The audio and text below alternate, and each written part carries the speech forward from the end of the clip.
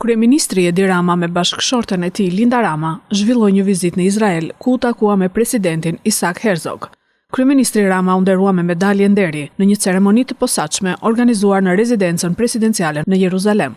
Medalja presidenciale e nderit të Izraelit nderon ata si ju, që kanë ndriçuar botën me udhëheqjen e tyre të jashtëzakonshme, qartësinë morale dhe vlerat demokratike dhe ata që kanë dëshmuar miqësinë e tyre të guximshme me popullin hebre dhe shtetin e Izraelit. Kodi shqiptar i besës, betimi i shenjtë i nderit, mbrojtjes dhe integritetit ndihet mjaft i pranishëm në këtë holl.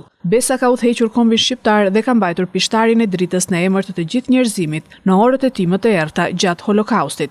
Lidhja jon po thellohet në shumë fusha dhe sfera. Fluturimi i ri drejt për drejt midis Tiranës dhe Tel Avivit po thjeshton shumë udhëtimin dhe po ndihmon shkëmbimin e drejt për drejt, tha në fjalën e tij presidenti Herzog. Gjithashtu, ai vazhdoi duke përgëzuar qendrën mjekësore Sheba dhe qeverinë shqiptare për nënshkrimin e marrëveshjes për të ngritur një projekt të përbashkët mjekësor në Shqipëri. Dua t'ju falenderoj ju i dashur Edi dhe mikun ton të dashur profesor Jetësha Krejs, që është drejtuesi ekzekutiv i Shebas për çuarjen e kësaj iniciative përpara.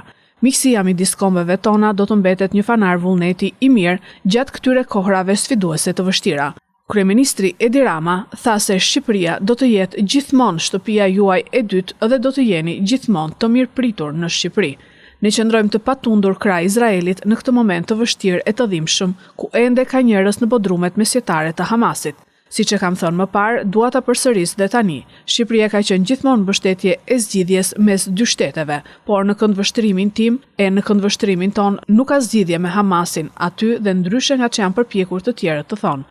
Hamasi nuk është lëvizje rezistence. Hamasi janë nazistët e shekullit të ri.